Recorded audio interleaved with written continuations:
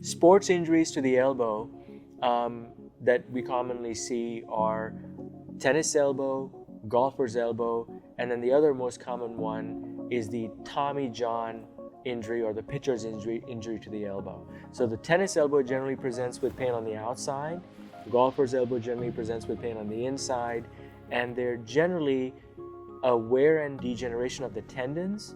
There can also be a minor tear in the tendon.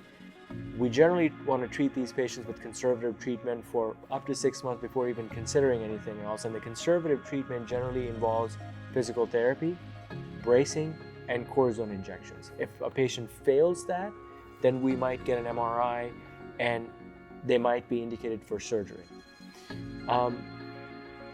The other injury that I commonly see is pitching injuries to the elbow, which of course are very common now because kids, young athletes, participate all year round in throwing sports. They play on multiple teams.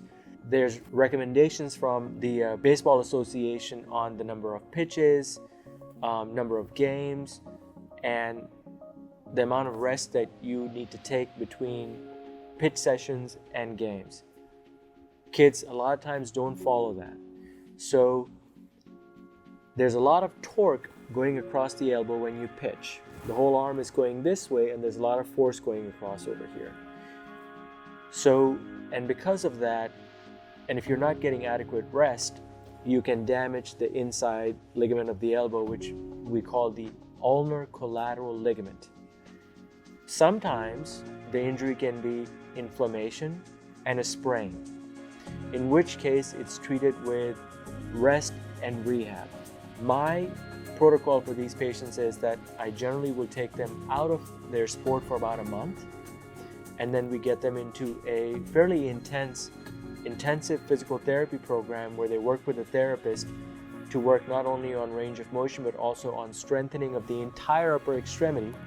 And then once their pain is improved, then we gradually get them back to throwing, and we focus on the throwing mechanics because there's a lot of literature that shows that if their throwing mechanics are bad, they're going to be more prone to damaging the ligament. And generally, patients who have a sprain will get better in that fashion. The other type of injury is a tear in the ligament, in which case patients will generally describe fairly minor symptoms and then suddenly a sharp pain. And one thing they will frequently complain of is hearing or feeling a pop in the elbow. So I was throwing and I felt a pop and I had immediate pain.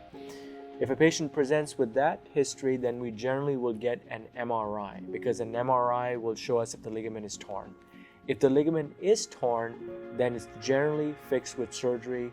We reconstruct the ligament, we make a brand new ligament, we use a tendon graft. We might take them from a tissue bank, or we might take it from the patient's own arm because some of us have extra tendons in the wrist that we can use, and we use that to rebuild the ligament. That's commonly known as Tommy John surgery.